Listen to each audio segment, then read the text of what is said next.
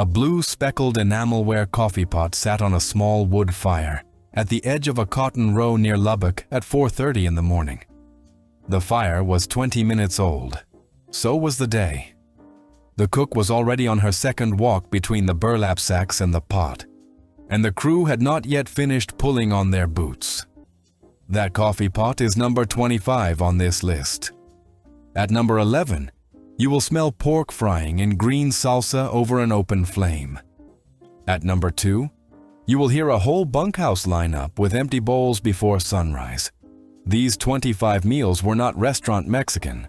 They were field Mexican, cookhouse Mexican, 4:30 in the morning Mexican. They fed the hands that picked Texas in the 1950s. Subscribe so you do not lose this story.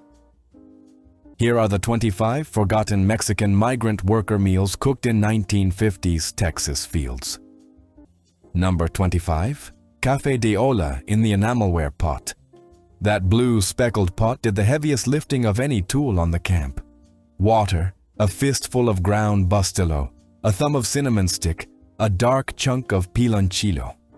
Back then, the cook would set it on the coals while it was still dark, and the smell of cinnamon and burnt sugar would pull the crew out of their cots before any foreman called a name. You could hold the cup with both hands and feel your fingers come back to life. Out near Lubbock in 1953, a bracero crew working the cotton said the coffee tasted better than the coffee in town. It was simpler, it was easier, it was not fancy, and it was not fast, but it was the first warm thing of a 16-hour day. The cook never measured the piloncillo. She knew. That is the kind of knowledge that doesn't show up in cookbooks. Generations of cooks learned it from the women who came before them, and they passed it down without writing a single word. The first chapter of this list belongs to the meals that fueled the day before the day even started. Number 24, atole de masa for cold mornings. When the wind came down from the panhandle in February and froze the tops of the buckets, atole was what kept the crew upright. Masa harina, water, milk if the cookhouse had it, a stick of cinnamon, more piloncillo. The cook stirred it slow with a wooden spoon and watched it thicken into something between a drink and a meal. You drank it standing up. You wrapped your hands around the tin cup and felt the warmth move down into your chest. A tenant family in the Sugar Beet Rose near Hereford lived on atole for the first hour of every cold morning from November to March. What most people miss is this: atole isn't really a breakfast. It is a strategy. Generations of grandmothers used it the way a long-distance runner uses a gel pack. It was cheap. It was effective. It was the only breakfast that stayed with you past the first long row. Your grandmother would have called it medicine. The cookhouse called it Tuesday. Number 23, migajas with stale tortillas and egg. Nothing was thrown out. Monday's tortillas, broken into rough pieces, were tossed into hot lard with a beaten egg, a little chopped onion, sometimes a spoon of salsa roja from the jar. The cook would scramble it all together until the tortilla pieces went crisp at the edges and soft in the middle. A tortillera at the cookhouse near San Angelo made migajas every Tuesday because Monday's tortillas had gone hard overnight. The part that surprised me when I dug into it. Migajas wasn't invented out of poverty. It was invented out of refusal. The cook refused to throw away food that still had a use, and that refusal became a recipe that traveled across Texas for decades. The crew ate it out of tin plates with a folded fresh tortilla on the side. It cost almost nothing. It tasted like everything. That is the trick of migajas. You took what was about to be lost, and you made it the best part of the day. Number 22, burritos de frijol wrapped in a bandana. Before the sun came up, the cook would lay out a stack of warm flour tortillas, smear each one with refried frijoles pintos, sprinkle a little queso fresco, and roll it tight. Then she wrapped 2 of them in a clean cotton bandana and tied the corners. The picker tucked the bundle into his shirt pocket against his chest. By mid-morning, when the sun finally came over the rows, The burrito was still warm from his own body. A brachero working the cotton near Corpus Christi said it was the only meal he had ever eaten, that came with a hug already inside it. The bandana went home in his pocket. It got washed. It came back the next morning with a new burrito inside. Used to be every man in that crew had 3 bandanas in his trunk. One for his neck, one for his sweat, one for his lunch. The bandana that carried the burrito was the cleanest one. It had to be. It was the chapter that fed the morning. Number 21. Tortillas de harina folded over machaca. Wheat tortillas traveled better than corn out in the field. They folded without cracking, they didn't dry out as fast in the wind, and they fit cleanly in a tin pail. The cook made them by the hundreds. Inside the fold went machaca, dried beef pounded thin and shredded by hand, scrambled with egg and a little chopped serrano. The picker ate one at the end of the first long row, around 8 in the morning, sitting on a turned-over crate. It was the kind of breakfast that made you forget the cold for an hour. A tortillera at the cookhouse outside Pecos rolled out 200 tortillas before sunrise every day. Her hands never stopped. If you have ever rolled out flour tortillas, you know what that means. 200 is a number that lives in the shoulders for the rest of a life.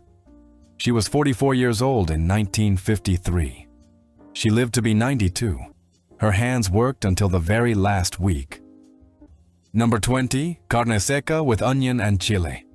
Carne seca was the meat of the field.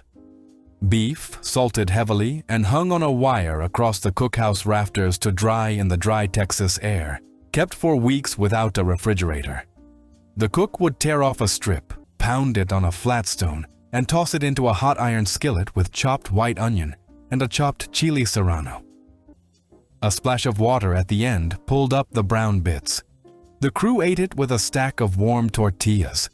It was salty and rich, and it gave you something to chew on for a long time. Out near Brownsville in 1954, a tenant family fed 9 people from one strip of carne seca and a pot of beans. The traditional way of curing the meat came down from the ancestors who lived in the deserts of northern Mexico for centuries.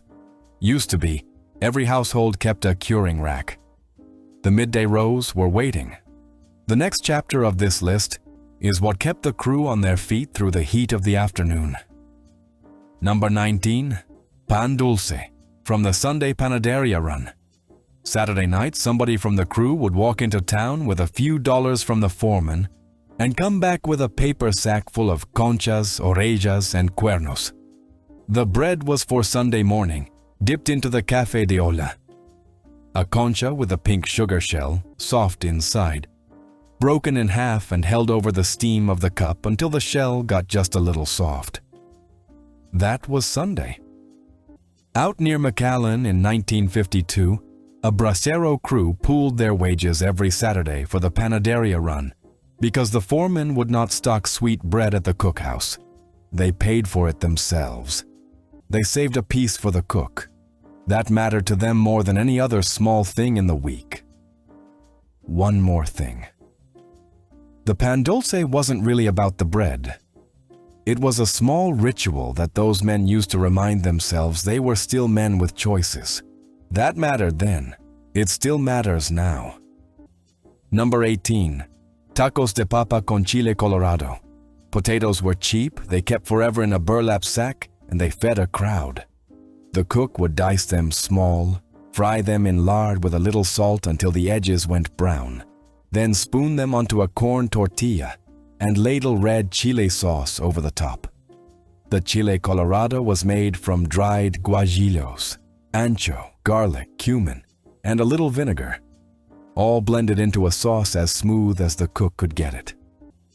The picker held the taco with both hands and ate it standing in the sun. The sauce dripped onto his boots. He didn't care. A tenant family in the Rio Grande Valley made tacos de papa 3 days a week in 1953. 3 days a week, nobody complained. That is the thing about a good potato taco. You can eat it for years and never get tired of it. Because the potato and the chili are doing entirely different jobs in your mouth at the same time. Number 17. Sopa de fideo in the cookhouse pot. Fideo was the cheapest pasta in Texas. Thin little nests of toasted noodles, sold in the tienda for a few cents a bag, browned in lard with onion and garlic, then drowned in a tomato broth seasoned with cumin and a touch of chili. The whole crew could eat from one big pot, and the cook could stretch it with another cup of broth if more men showed up than expected. A cookhouse cook outside San Antonio in 1955 fed 42 cotton pickers from a single pot of sopa de fideo 3 nights in a row. She added a little leftover shredded chicken on the 3rd night to make it new.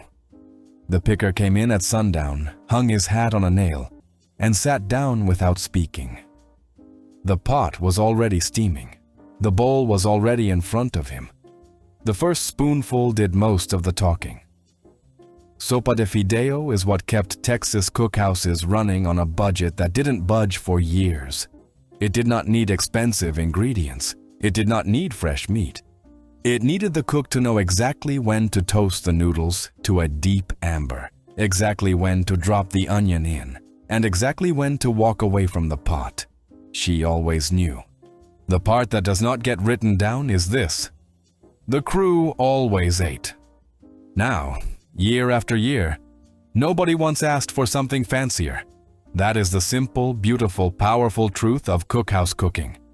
The thing that worked kept working. Number 16. Frijoles charros for the whole crew. Pinto beans simmered slow in a clay pot or a cast iron Dutch oven with chunks of bacon, onion, garlic, fresh tomato, jalapeno, and a handful of chopped cilantro at the end. Frijoles charros were the meal that fed everybody at once. The pot stayed on the back of the stove all day, and anyone who came in hungry could ladle out a bowl and tear off a tortilla. A brachero crew in the Rio Grande Valley in 1954 ate frijoles charros 4 nights a week. The bacon came from the hog the foreman butchered in October. The cilantro came from the kitchen garden behind the cookhouse. The flavor came from thyme. It is still the best example of how a beautiful meal can come out of almost nothing if somebody is willing to stir. One more thing. The pot was never empty and never overfull. The cook adjusted by feel, by smell, by the look on the crew's faces when they walked in. That is a kind of intelligence that doesn't get respected enough today. Number 15. Chicharrón en salsa verde, over the fire. Pork rinds, fried golden and shattering, were dropped into a green sauce of tomatillos, jalapeno, garlic, and onion, all charred over the open fire and then mashed in a stone molcajete. The salsa softened the chicharrón just enough to make them chewable, but not soggy. A cook at a sugar beet camp near Hereford made chicharrón en salsa verde every Friday, because the crew was paid on Friday, and the meal felt like a small reward. The picker ate it with a stack of fresh corn tortillas, scooping the sauce up with the chicharrón itself. It was rich. It was satisfying. It made the rest of the night feel earned. Number 15 traveled from a fire pit outside the cookhouse to every Mexican-American kitchen in Texas, and from those kitchens it traveled to Los Angeles and Chicago and Detroit when the families moved north. The recipe didn't change. The fire became a stove burner, and the molcajete became a blender for the people in a hurry. But the way the salsa wakes up the chicharrón is still exactly the same. Number 14. Calabacitas with field corn and squash. The kitchen garden behind almost every cookhouse grew calabacitas, the small green Mexican squash, alongside corn and tomatoes and serranos.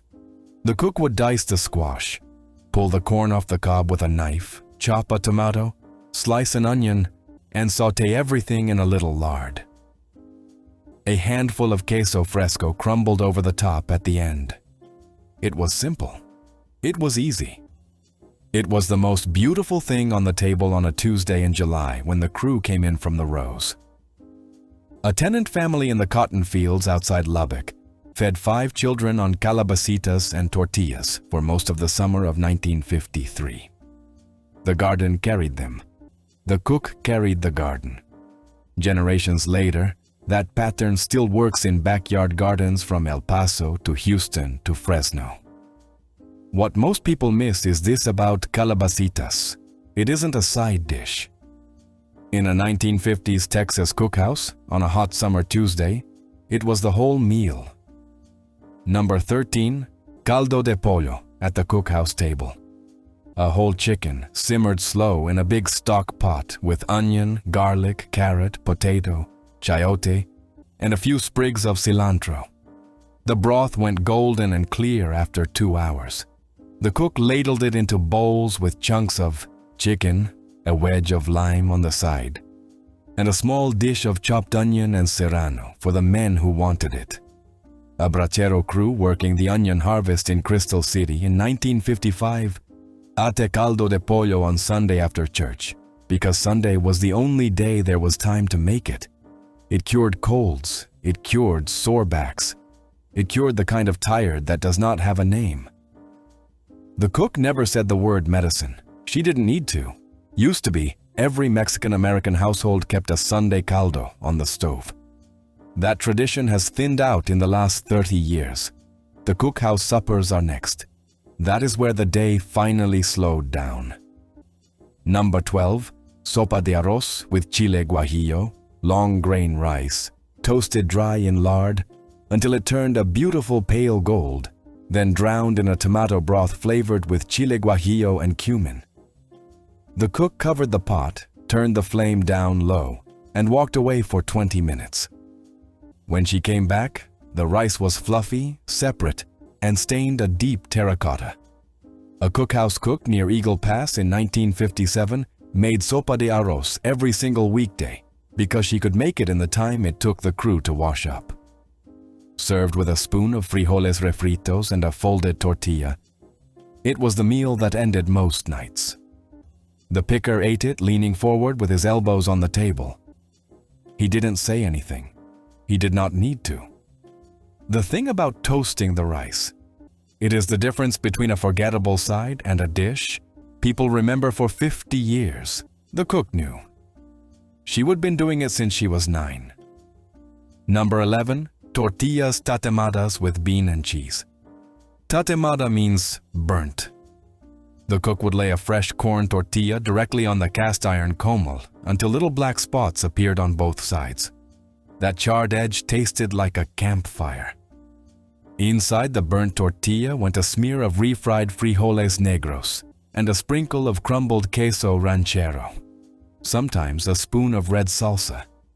A picker working the watermelon harvest near Canipa in 1956 would eat 3 of these standing at the cookhouse door. The smell of the burnt tortilla went into your hair, your shirt, the wood of the table. It stayed with you for days. There was a generation of Mexican-American children who grew up thinking smoke was a flavor. They were not wrong. It was the flavor of the cookhouse, and the flavor of the cookhouse was the flavor of survival on a dry Texas afternoon. Now generations of cooks taught their daughters how to read the comal by sound, by smell, by the way, the tortilla side. The tortilla told you when it was done. You only had to listen. Number 11 carried the entire memory of a 1950s Texas field in one folded piece of bread. The cook would not waste a single one. If a tatemada came off too dark, she would tear it into pieces and drop it into the bean pot to thicken the broth. Nothing went into the trash. Everything had a second life. That kind of thinking still feeds families today, even in kitchens where nobody remembers a comal at all. The part of the tatemada story that gets left out of every recipe blog. The burnt edge wasn't a mistake. It was the entire point. The carbon on the corn opened the flavor of the masa in a way that a perfectly cooked tortilla simply could not. Number 10, picadillo with potato and a little beef. A pound of ground beef went a long way when you knew how to stretch it. The cook browned the meat with onion, garlic, and a chopped tomato, then added small cubes of potato.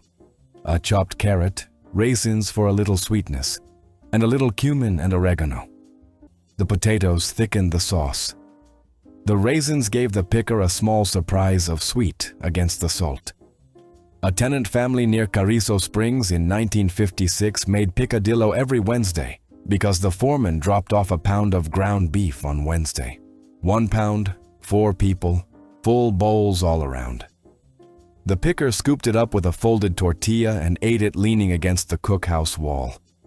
He never asked for more meat. He had everything he needed. What most people miss is this about picadillo. The raisins are not a garnish, they are load-bearing. Generations of Mexican-American grandmothers would tell you the picadillo isn't picadillo without them. Number 9. Carne guisada from the Dutch oven. Cubes of beef chuck, browned in lard, then simmered slow with onion, garlic, tomato, a little flour to thicken, cumin, and a chile guajillo or two for color. Das protein. Dutch oven sat on the back of the cookhouse stove for 3 hours while the cook moved on to the rest of supper. By the time the crew came in from the field, the meat fell apart with a fork. Carne guisada was the meal that made you feel rich without being rich. A brachero crew in the cotton fields near Robstown in 1955 said the smell of carne guisada was what kept them coming back to the cookhouse instead of walking into town. The gravy went over the rice. The tortilla mopped up the gravy. Nothing was wasted. Nothing ever is in a working kitchen. That is a powerful thing to put on a table after a 16-hour day in the rows. A man who had been bent over picking cotton since 5 in the morning sat down to that pot and remembered what it felt like to be loved. Number 8. Albondigas stretched with rice, meatballs, but not the kind you saw in a cafe. The cook mixed ground beef with cooked white rice, a chopped onion, an egg, salt, and a sprinkle of mint from the garden, then rolled them into balls the size of a small lime. The rice doubled the meat. The mint surprised the broth. She dropped them into a tomato broth with potato, carrot, zucchini, and chayote, and the whole thing simmered together for an hour. A tortillera at the cookhouse outside Big Spring made albondigas every Thursday. Each meatball was a miracle of stretching. 1 pound of beef became 30 meatballs, and 30 meatballs fed 28 men. She handed out 1 bowl at a time. Nobody left hungry. Used to be. Every Mexican-American grandmother in Texas had a different way to stretch a pound of beef. Some used rice, some used masa, some used soaked bread. The albondiga is what came out of decades of figuring out how to make less feel like more. Number 6. Tamales for the Sunday fiesta break. Tamales were not a weekday meal. They were the Sunday meal, the holiday meal, the once-a-month celebration meal. The cook spent all of Saturday with 3 or 4 other women from the camp making them in an assembly line. 1 woman softened the corn husks. 1 woman spread the masa. 1 woman spooned in the pork shoulder simmered in red chile. 1 woman folded and tied. By Sunday morning, the tamales were stacked in a tall steamer pot, and the smell pulled the whole camp toward the cookhouse.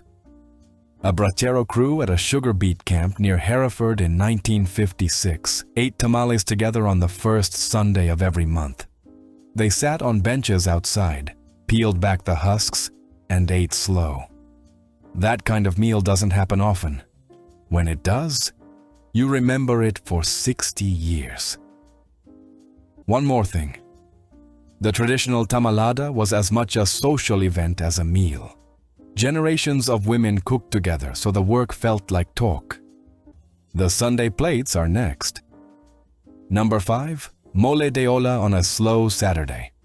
Mole de olla was a beef and chile soup, simmered slow in a clay pot with chunks of beef shank, dried chile guajillo and ancho, fresh corn on the cob cut into rounds, chayote, zucchini, and green beans. It was rustic and big-flavored, and it took 3 hours to simmer right. A cookhouse cook near Crystal City in 1958 made mole de olla on Saturdays because Saturday was the slow day, the half day, the day the crew came in from the field by noon and had time to sit. The picker took off his hat at the door. He sat down at a long pine table. He waited while the cook ladled the soup with corn and beef and chili broth into a deep bowl. He squeezed a wedge of lime over the top. He ate slow. He didn't talk. After a long week in the rows, moldiola was the kind of meal that gave a man back the part of himself the field had taken. Used to be a Saturday tradition in every Mexican-American camp in Texas. Some of those traditions are still alive. The recipe in a kitchen in San Antonio today is the same recipe a cook in Crystal City wrote into the side of a clay pot in 1958. Number 4. Arroz con leche after a long week. Rice pudding. The simplest dessert in Mexican cooking, made with white rice, whole milk, a stick of cinnamon, a strip of lemon peel, and a generous spoon of sugar. The cook stirred it slow on the back burner for an hour until it went thick and creamy and smelled like a kitchen at Christmas. The picker came in for supper on Friday night and saw the pot already cooling on the cookhouse counter. He knew what that meant. He ate his beans. He ate his tortillas. He waited. The cook ladled the warm pudding into a tin cup and dusted the top with cinnamon. He drank it with a spoon. He didn't speak. A brachero crew in the Rio Grande Valley in 1956 said arroz con leche on Friday was the only thing that made them feel like they would finish the week. That is a powerful sentence to write about a bowl of rice, but it is true. The dessert was not the end of the meal. It was the end of the week. Number 3. Capirotada at Lent. Capirotada was the bread pudding of Lent, made every spring during the 40 days before Easter. The cook layered torn pieces of stale bolillo bread, a syrup of piloncillo and cinnamon and clove, raisins, peanuts, slices of apple, and grated queso anejo, then baked it slow in the cookhouse oven until the syrup soaked through and the cheese melted into the bread. Each ingredient meant something. The bread was the body. The syrup was the blood. The cinnamon sticks were the cross. A tenant family in the cotton rows outside San Angelo in 1955 made capirotada every Friday during Lent and ate it after the work was done. It was sweet and savory at the same time, comforting and meaningful at the same time. It tasted of memory. That is the highest thing a meal can do. Generations of Mexican-American grandmothers passed the recipe down without writing it down once. The traditional Lenten capirotada is still made in church kitchens in San Antonio every spring. Number 2. Menudo on the Sunday after payday. Menudo was the Sunday meal of meals. Tripe, beef foot, hominy, chile guajillo and ancho, garlic, onion, oregano, and a long slow simmer that ran from Saturday night until Sunday morning. The cook started the pot at 8 at night and stirred it now and then through the dark. By 6 on Sunday morning, the smell had pulled the whole bunkhouse out of bed. The picker lined up with a tin bowl, and the cook ladled lime, chopped onion, dried oregano crumbled between the fingers, crushed chili piquin, a stack of warm corn tortillas in the middle of the table. A brachero crew in Crystal City in 1957 ate menudo every Sunday after payday because menudo was the meal that made you feel like a man with money in his pocket and friends at his table, even if the money was already mostly spent. Menudo did the job no other meal could do. It put you back together. The traditional Sunday menudo has lived in Mexican-American kitchens for generations. Number 1. Café con piloncillo and a sweet ending. We started with the coffee pot and we end with the coffee. The cook poured the last of the café de olla into a tin cup at the end of the day, dropped in another small chunk of piloncillo, and handed it to the picker as he sat on the cookhouse step in the dark. He held the cup with both hands. He watched the last of the light go out of the cotton field. The piloncillo melted slow at the bottom. The first sip was strong and bitter. The last sip was sweet. That was the rhythm of a day in the rows. Bitter at the start, sweet at the end, and in between the long, warm work of feeding people you loved on what you had. A picker in Lubbock in 1953 sat on that step every night for 9 months. He never wrote any of it down. He carried it home in his pocket. Generations later, his great-grandchildren still sweeten their coffee with piloncillo and do not entirely know why.